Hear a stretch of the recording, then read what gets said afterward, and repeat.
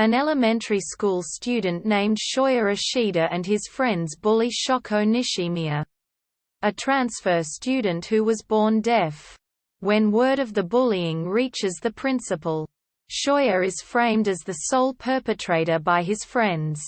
Shoya blames Shoko when she tries to help him and they get into a physical altercation, the latter being subsequently transferred to another school with Shoya keeping her notebook. His reputation as a bully following him through middle school.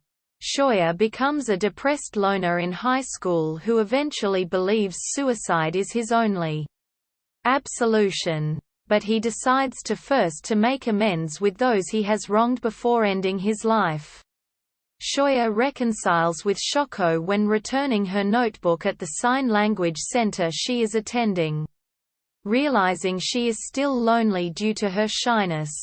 At that time, he is also befriended by Tomohiro Nagatsuka, a similar friendless classmate who feels indebted to Shoya for saving him from a bully.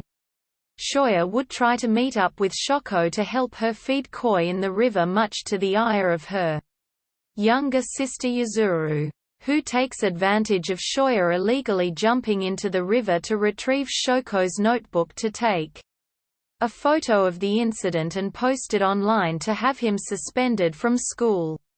When Yuzuru runs away from home, Shoya offers to let her stay at his house, and the two reconcile. Shoya helps Shoko reconnect with Miyoko Sahara, a kind classmate who genuinely befriended Shoko and is currently in the same school as Naoka Ueno, who also bullied Shoko and weasels back into Shoya's life.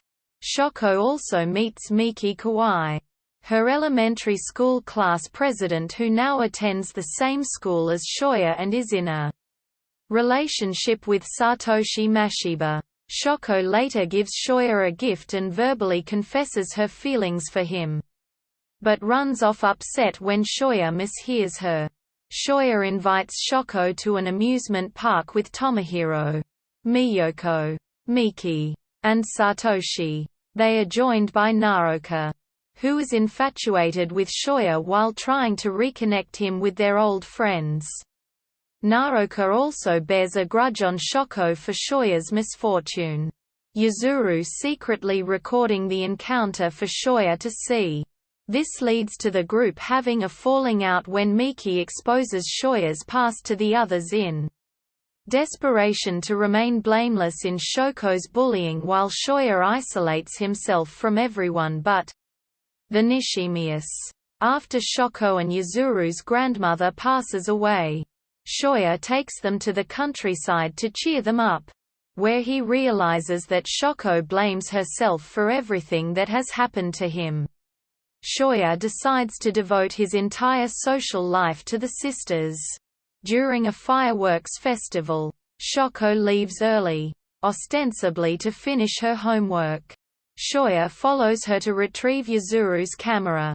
Finding Shoko preparing to jump from her balcony, Shoya manages to stop her, only to fall into the river below. He is rescued by his former friends, but is rendered comatose.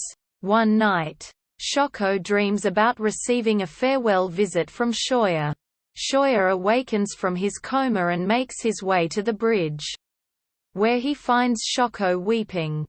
He apologizes for bullying her and tells her not to blame herself for how his life has turned out.